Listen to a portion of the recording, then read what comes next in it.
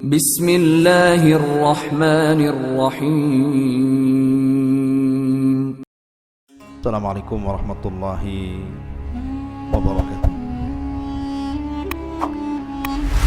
Alhamdulillah wassalatu wassalamu ala rasulillah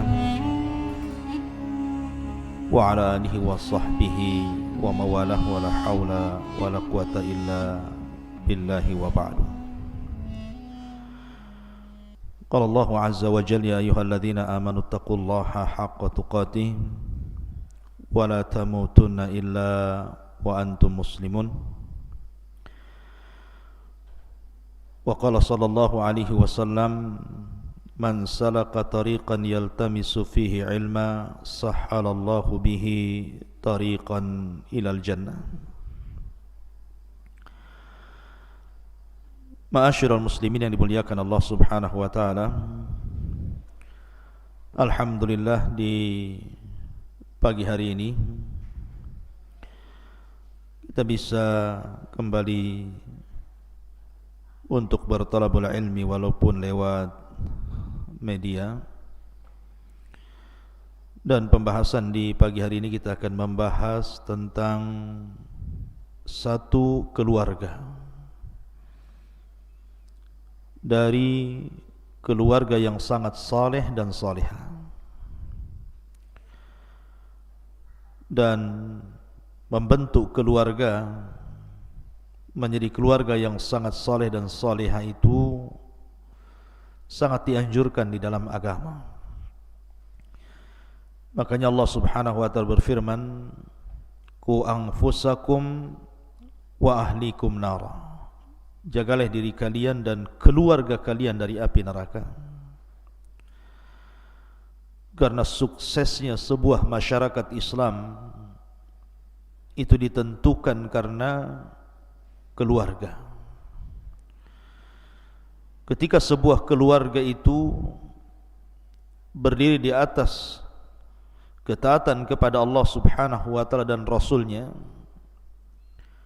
maka keluarga yang sangat saleh dan salihah akan mengantarkan kepada masyarakat yang saleh dan salihah juga. Maka membentuk keluarga itu sangat penting. Makanya di pagi hari ini kita akan membahas tentang kisah keluarga. Siapakah keluarga yang kita akan kisahkan di pagi hari ini? Keluarga ini disebutkan di dalam Al-Quran sampai 3 kali.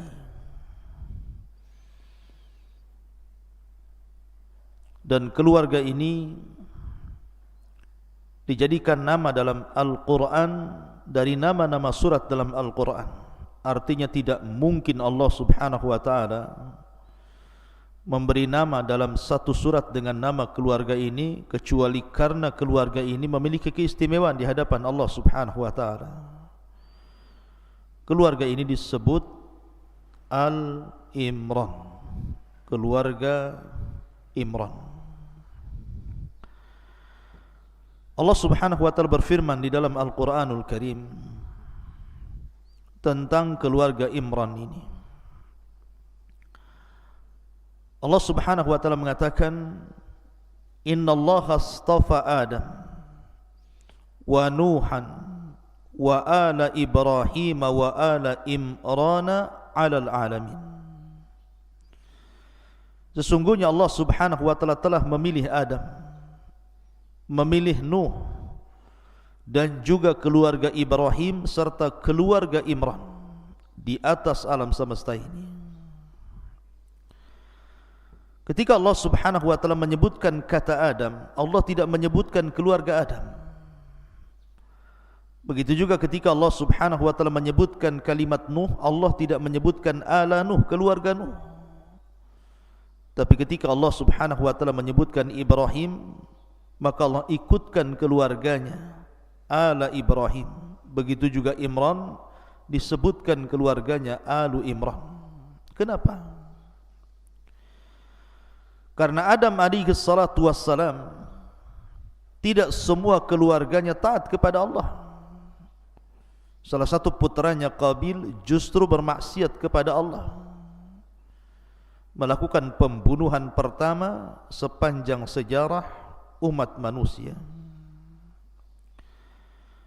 Ma'ruf kisahnya bagaimana Qabil membunuh Habil, sampai-sampai Allah Subhanahu wa taala abadikan dalam Al-Qur'an, watlu alaihim naba abnai adam bil haqq idh qarraba qurbanan fatuqabbala min ahadihima wa lam yutaqabbal min al-akhar qala la aqtulannak qala innama yataqabbalu Allahu minal muttaqin. Bacakan kepada mereka ya Muhammad tentang kisah dua putra Adam, maksudnya Qabil dan juga Habil. Ketika keduanya berkurban, kemudian Allah terima salah satunya dan Allah tolak yang lainnya. Yang ditolak kurbannya mengatakan la aqtulannak, saya akan bunuh kamu. Dan yang diterima kurbannya mengatakan innama yataqabbalullahu minal muttaqin, Allah hanya menerima kurbannya dari hamba-hamba Allah yang bertakwa. Artinya bahwa di sini ada kisah Qabil dan Habil. Qabil kemudian membunuh Habil, bermaksiat kepada Allah Azza wa Jal, maka setiap pembunuhan maka Qabil akan menerima dosanya. Makanya Allah tidak menyebutkan ala Adam, keluarga Adam. Allah hanya pilih Adam. Karena Adam alaihi salatu wassalam abul bashar, bapak manusia.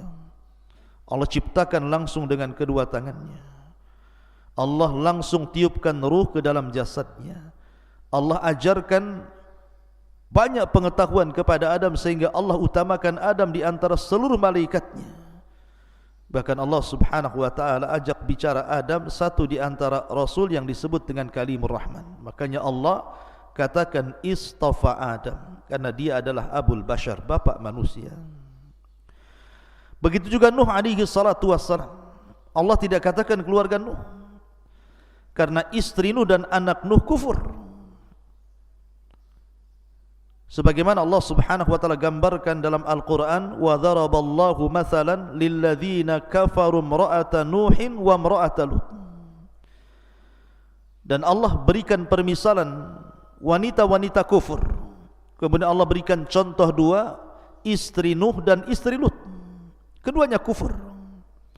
Adapun kekufuran istrinya Nuh, karena setiap wahyu turun kepada Nuh alaihi salatu wasalam, yang pertama membangkang istrinya dan mengatakan Nuh gila sebelum kaumnya. Adapun istrinya Lut, karena kecemburuan kepada Lut, akhirnya dia pun bermaksiat kepada Allah dan Rasulnya. Apabila ada tamu laki-laki masuk ke rumah Lut, maka dia akan membakar sebuah kayu supaya asapnya melambung dan terlihat para preman, kemudian akan mendatangi dan akan mengambil tamunya Lut, kemudian memperkosanya. Na'udzubillah. Maka keduanya wanita kufur. Begitu juga putra daripada Nuh, Kan'an.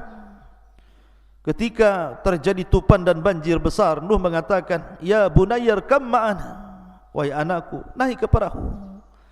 Tetapi anaknya tidak mau dan mengatakan sa'awi ilal jabal, saya akan naik ke gunung. Dia tidak tahu bahwa banjir itu akan sampai ke atap gunung. Sampai akhirnya Allah mengatakan, ya Nuh, innahu laysa min ahlik, dia bukan keluargamu. Innahu ghairu salih, dia bukan orang saleh, tinggalkan Nuh. Akhirnya Nuh meninggalkan Kan'an yang kafir dan ikut agama ibunya. Makanya Allah tidak memilih keluarga Nuh. Allah hanya pilih Nuh alaihi salatu wassalam karena dia adalah awal rasul, rasul pertama. Ketika sebelumnya tidak terjadi kesyirikan sama sekali, kemudian kaum Nuh alaihi salatu wassalam mulai menyembah Wad, kemudian Yaghus, Ya'uq dan Nasr, sesembahan di zaman itu. Maka Nuh alaihi salatu wassalam diutus untuk mentauhidkan kembali kaumnya setelah sebelumnya mereka mentauhidkan kemudian menyimpang ke dalam kesyirikan. Maka Nuh hendak mengembalikan umatnya ke dalam tauhid. Maka dia awal rasul yang Allah utus kepada kaum yang terjadi kesyirikan. Makanya Allah pilih Nuh. Berbeda pula dengan Ibrahim dan Imran. Allah katakan wa ala Ibrahim.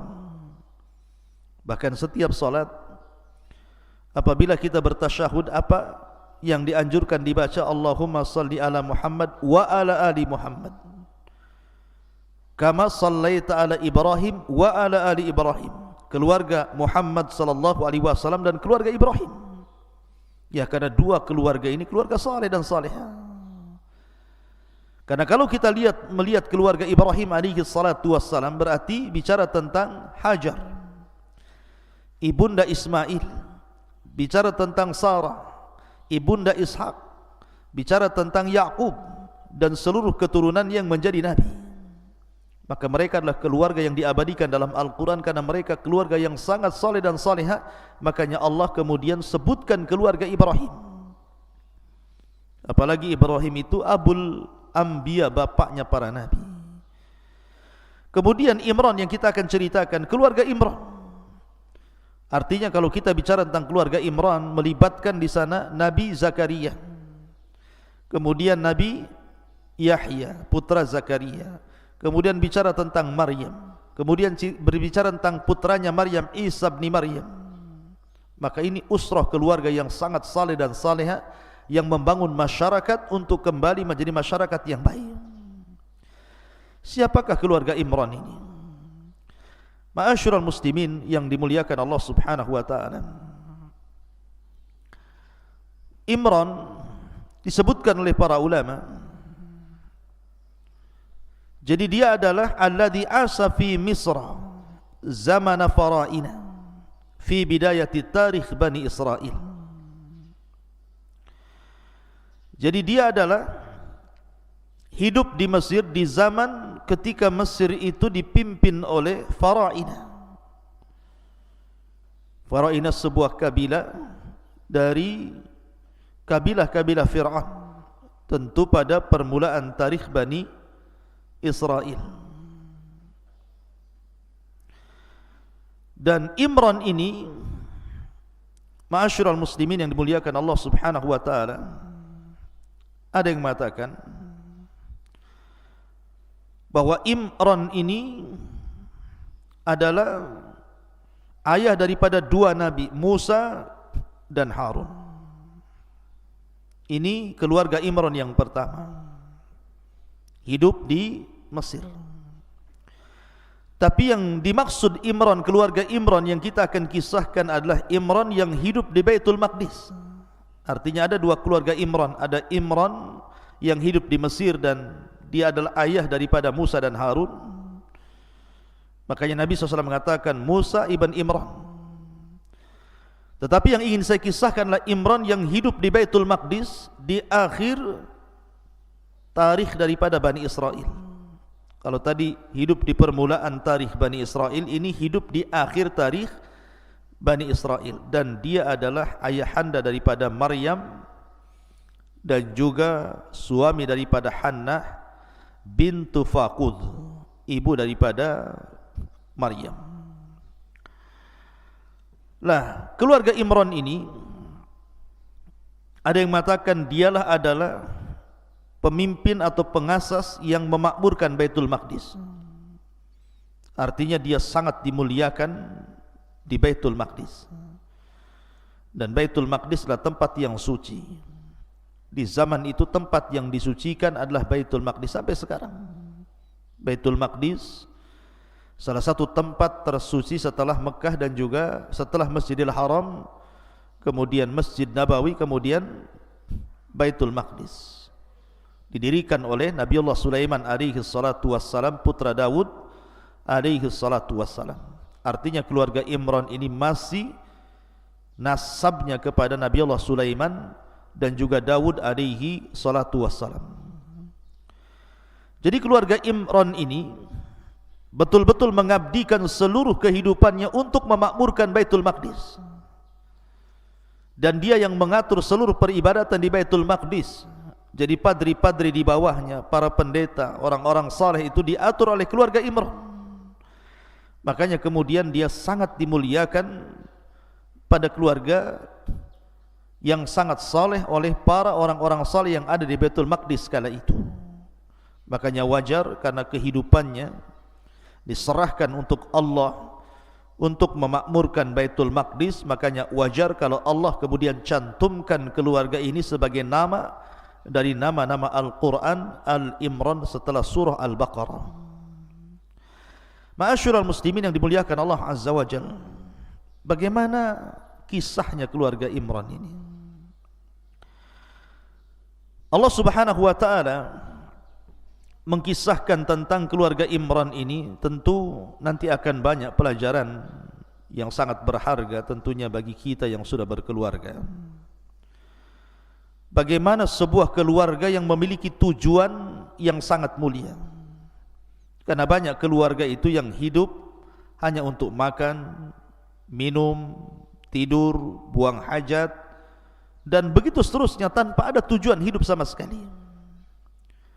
Padahal Allah Subhanahu wa taala berfirman, "Wa ma khalaqtul jinna wal insa illa liya'budun." Tidaklah aku ciptakan jin dan manusia kecuali kusuruh mereka untuk beribadah. Artinya tujuan berkeluarga itu harus ada hadaf, harus ada maksud. Apa tujuan Anda berkeluarga itu? Karena keluarga itu hanya sekedar safinah, sekedar kapal, yang kapal itu yang mengantarkan kita kepada Allah Subhanahu wa taala. Makanya orang berkeluarga itu tujuannya adalah ibadah, bukan tujuan yang lainnya. Lah lihat bagaimana hadafnya keluarga Imran ini. Allah Subhanahu wa taala berfirman, dan kita tahu bahwa keluarga Imran ini hidup di masa ketika seluruh kekuasaan Baitul Maqdis itu dikuasai oleh orang-orang Romawi. Jadi Baitul Maqdis dan Bani Israel itu dikuasai oleh hukum Romawi ketika itu. Karena kita tahu Bani Israel itu dihinakan oleh Allah karena mereka bermaksiat kepada Allah dan Rasulnya, sehingga setiap kali datang penjajah, kemudian terbebas dari penjajahan, datang penjajah yang lain, sehingga terakhir mereka dikuasai oleh hukum Romawi. Jadi orang-orang Romawi menguasai Bani Israel, sehingga kemudian tersebar kesyirikan di mana-mana. Karena orang-orang Romawi itu mengajarkan kesyirikan, menyembah berhala. Lah dari sini kemudian keluarga Imran ini bercita-cita kepada Allah. Di antaranya adalah Nabi Allah Zakaria alaihi salatu wassalam bercita-cita ingin membangun umat dengan berdoa kepada Allah supaya lahir anak yang bisa kemudian mengangkat derajat umat. Begitu juga keluarga Imran bernazar kepada Allah Subhanahu wa taala agar memiliki keturunan yang bisa mengabdi untuk Baitul Maqdis dan islahul ummah, untuk memperbaiki umat ini. Allah Subhanahu wa taala mengatakan, "Idz qalat imra'atu Imran," ketika berkata istrinya Imran, Hannah ibn Faqud. Memang Allah Subhanahu wa taala tidak sebut namanya, hanya disebutkan istri daripada Imran. Dia disebutkan namanya karena ibarah itu bukan karena khususnya sebab, tetapi karena umumnya lafaz. Artinya bahwa walaupun kita tidak tahu siapa imra'ah di sini namanya, walaupun disebutkan dalam riwayat namanya Hannah ibn Faqud, tetapi tidak penting, karena penting dari pelajaran Quran itu adalah maksud daripada tujuannya apa, ibarah daripada lafaz itu apa untuk umat ini. Dan ingat ketika istri Imran berkata, "Rabbi inni nazartu laka ma fi batni muharraran fataqabbal minni." Ya Tuhanku, sesungguhnya aku bernazar kepadamu apa yang dalam kandunganku ini kelak menjadi hamba yang mengabdi kepadamu.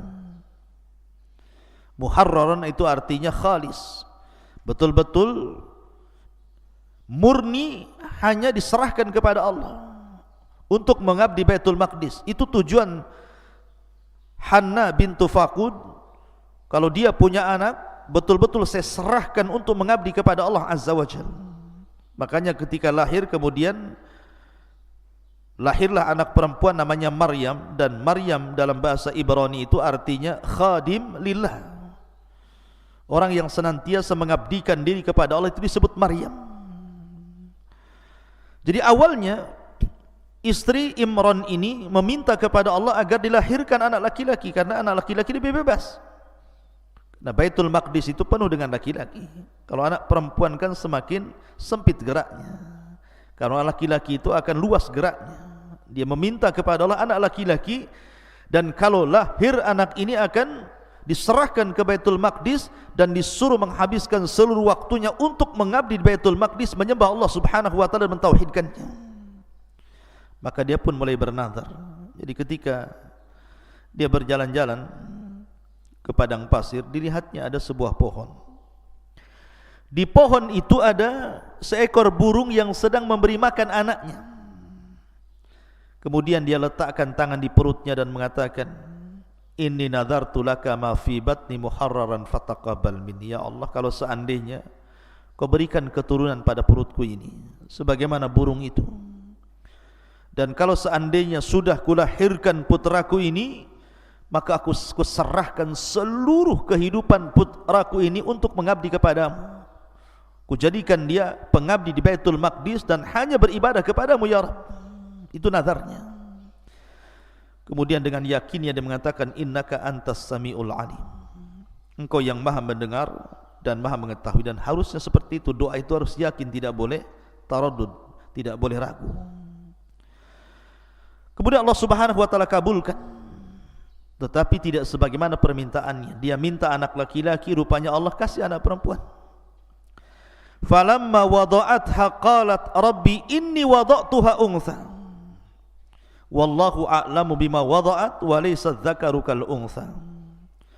Maka ketika melahirkan istri Imran ini, ia berkata, ya Rabb, aku telah melahirkan anak perempuan, padahal Allah lebih tahu apa yang ia lahirkan, dan laki-laki tidak sama dengan perempuan. Artinya bahwa keluarga Imran ini menghendaki anak laki-laki, tapi Allah takdirkan anak perempuan. Tapi tidak masalah, karena Allah Subhanahu wa taala tidak melihat ini perempuan laki-laki. Kemuliaan itu hanya ada pada takwa. Dan ada catatan para ulama, kenapa Allah mengatakan walaysa dzakaru kal untha, bahwa laki-laki tidak sama dengan perempuan, karena memang laki-laki diberikan kelebihan sendiri dan perempuan dilebihkan sendiri. Tidak boleh laki-laki berangan-angan ingin seperti perempuan atau perempuan berangan-angan ingin seperti laki-laki. Makanya kenapa dalam Islam dilaknat laki-laki yang menyerupai perempuan atau perempuan yang menyerupai laki-laki. Walaysa dzakaru kal untha. Tapi semua takdir Allah Azza wa Jalla. Allah yang hendak memberikan hikmah kenapa Maryam ataupun kenapa Hannah ibn Faqud diberikan anak perempuan. Makanya Allah mengatakan, inni sammaituha, ku beri nama anakmu Maryam. Dan sekali lagi dalam bahasa Ibrani, Maryam itu artinya khadimatullah. Orang yang mengabdikan seluruh hidupnya kepada Allah itu disebut Maryam. Ya, karena Maryam telah mengabdikan seluruh kehidupannya di Baitul Maqdis untuk Allah. Kemudian wa inni u'idzuha bika wa dzurriyyataha minasyaitonir rajim. Dan aku memohon perlindungan kepadamu untuk Maryam dan anak cucunya dari gangguan syaitan yang terkutuk. Kata Nabi SAW, setiap bayi yang lahir pasti menangis. Kenapa? Karena ditusuk lambungnya oleh syaitan. Dan itu awal permusuhan syaitan dengan Bani Adam. Setiap bayi lahir ditusuk lambungnya kemudian menangis, seolah-olah syaitan mengatakan, aku musuhmu. Kecuali dua bayi. Pertama, Maryam tidak disentuh dan tidak ditusuk lambungnya oleh syaitan. Yang kedua, putra Maryam, Isa bin Maryam, dijaga oleh malaikat Jibril atas perintah Allah sejak dalam kandungan, ketika lahir, bahkan ketika diangkat sampai ke langit. Kemudian Allah mengatakan, fataqabbalaha rabbuha biqabulin hasanin wa ambataha nabatan hasanan. Maka Allah Subhanahu wa taala menerimanya dengan penerimaan yang baik, membesarkannya dengan pertumbuhan yang baik. Jadi Allah Subhanahu wa taala betul-betul jaga Maryam dengan diutusnya malaikat Jibril untuk senantiasa menjaganya, terjaga dari syaitan atau terjaga dari yang lainnya. Lah ketika kemudian betul-betul Maryam itu lahir, Allah takdirkan Imran meninggal dunia. Artinya Maryam menjadi yatim. Dan keluarga Imran ini bukan keluarga mampu. Artinya bukan keluarga kaya, bukan. Keluarga miskin. tetapi kemiskinannya tetap menjadikan mulia karena dia habiskan seluruh kehidupannya di Baitul Maqdis dan memimpin para ahli ibadah di Baitul Maqdis. Ya, karena sebuah harga itu bukan ada pada kekayaan. Orang mulia itu bukan karena kaya. Betapa banyak orang-orang kaya terhina. Lihat Qarun, Allah katakan wa khasafna bihi wa bidarihil arda. Kami tenggelamkan Qarun dan seluruh kekayaannya. Begitu juga bahwa kehormatan itu bukan ada pada pangkat ataupun jabatan. Lihat Fir'aun, dengan sombongnya dia mengatakan bahwa sungai-sungai Mesir itu tajri min tahti qadami, mengalir di bawah kakiku. Akhirnya Allah Subhanahu wa taala tenggelamkan Fir'aun dengan lautan. Begitu juga Namrud, Allah kirim nyamuk kemudian masuk di telinganya, akhirnya menghancurkan otaknya, dia mati karena nyamuk. Atau bukan karena kekayaan dan juga kemuliaan keturunan. Bagaimana Al-Walid ibn Mughirah, Allah katakan dalam Al-Quran, sa'uslihi saqar.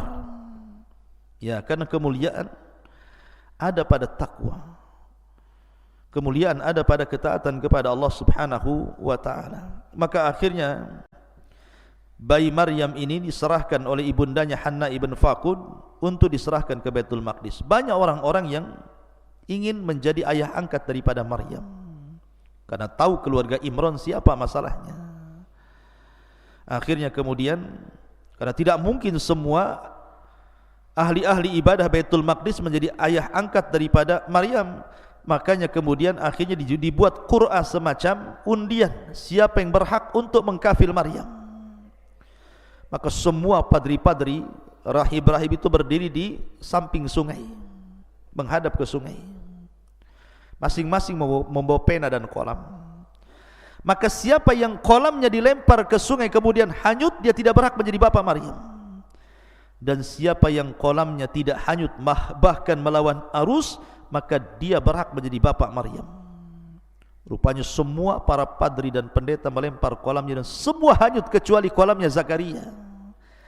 Dari sini Allah mengatakan wa kafalaha Zakaria, maka Zakaria lah yang berhak menjadi ayah angkat daripada Maryam. Ya, karena Zakaria juga masih ada hubung kait dengan keluarga Imran, di mana istrinya masih saudara daripada Hanna bintu Faqud, istri daripada Imran. Makanya Yahya dengan Isa itu ibnu khalah, anak bibi. Sebagaimana Nabi SAW pernah berjumpa dalam peristiwa Mi'raj ketika naik ke langit kedua, berjumpa dengan Isa dan juga Yahya. Ma'asyiral muslimin yang dimuliakan Allah Azza wa Jalla, maka Zakaria pun kemudian membesarkan Maryam, dan Maryam tidak pernah keluar dari mihrabnya, sehingga Maryam tumbuh menjadi wanita yang ahli ibadah, ruku, sujud, zikir kepada Allah Azza wa Jalla, sampai menjadi wali Allah, sehingga datang karomah banyak kepada Maryam. Salah satunya adalah kullama dakhala 'alaiha Zakaria al-mihrab wajada indaha rizqan qala ma ya Maryamu anna laki hadha qala huwa min indillah innallaha yarzuqu man yasha bighairi hisab. Setiap kali Zakaria masuk menemui Maryam dalam mihrabnya, maksudnya kamar khusus ibadah Maryam, dia mendapati makanan di sisi Maryam itu. Aneh, Zakaria tidak pernah mengirim makanan, atau keluarga yang lain tidak pernah mengirim makanan kepada Maryam. Tapi setiap Zakaria masuk ke mihrab Maryam, selalu ada makanan, ada buah-buahan. Anehnya lagi, buah-buahan itu biasanya di musim dingin tidak ada, adanya di musim panas, tapi Allah adakan. Atau sebaliknya, adanya di musim panas dan tidak ada di musim dingin, Allah adakan. Sehingga Zakaria heran, dari mana buah-buahan musim dingin ada di musim panas, buah-buahan di musim panas ada pula di musim dingin, dari mana ini? Makanya dia bertanya, ya Maryamu anna laki hadha, wahai Maryam, dari mana ini buah-buahan makanan-makanan ini? Maryam hanya mengatakan, qalat huwa min indillah innallaha yarzuqu man yasha bighairi hisab. Ini semua datang dari Allah kepada siapapun yang Allah kehendaki tanpa ada batas. Dan ini karamah Maryam. Dari sini Zakaria berfikir, karena Zakaria itu kan sudah tua sementara istrinya mandul. Dia sudah berdoa kepada Allah tapi Allah belum ijabah punya anak.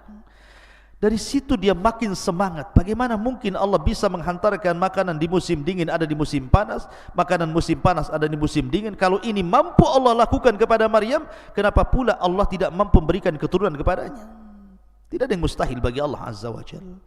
Dari situlah maka Zakaria mengatakan, hunalika da'a Zakaria rabbah, qala rabbi habli min ladunka dzurriyyatan thayyibatan innaka sami'ud du'a. Di sanalah Zakaria berdoa kepada Tuhannya dan berkata, ya Tuhan, ku berilah aku keturunan yang baik di sisimu, sesungguhnya engkau maha mendengar doa. Allah kabulkan doa Zakaria. Fanadathul malaikatu wa huwa qa'imun yusalli fil mihrab annallaha yubashshiruka bi Yahya musaddiqan bi kalimatin minallahi wa sayyidan wa hasuran wa nabiyyan minas salihin. Kemudian para malaikat memanggilnya dan mengatakan, ya Zakaria, ketika itu dia berdiri melaksanakan solat di mihrabnya. Ya Zakaria, Allah menyampaikan kabar gembira kepadamu dengan kelahiran Yahya yang membenarkan sebuah kalimat firman dari Allah, akan menjadi panutan bagi umatmu dan berkemampuan menahan diri dari hawa nafsu, dan dia seorang nabi dan dia menjadi orang saleh di antara orang-orang saleh. Ma'asyiral muslimin yang dimuliakan Allah Azza wa Jalla, ketika itu istrinya mengatakan, Nabi Zakaria mengatakan, qala rabbi anna yakunu li ghulam wa qad balaghani al-kibar wa imraati akhir. Zakaria mengatakan, ya Tuhanku, ya Rabb, bagaimana aku bisa mendapatkan anak sementara aku sudah tua, istriku pun mandul? Tapi Allah jawab, qala kadzalikallahu yaf'alu man yasha. Demikianlah Allah berbuat apa yang dia kehendaki. Ma'asyiral muslimin yang dimuliakan Allah Azza wa Jalla, ini di antara kisah singkat daripada keluarga Imran. Karena kemudian nanti kisahnya akhirnya Allah takdirkan Maryam mengandung, kemudian melahirkan Isa.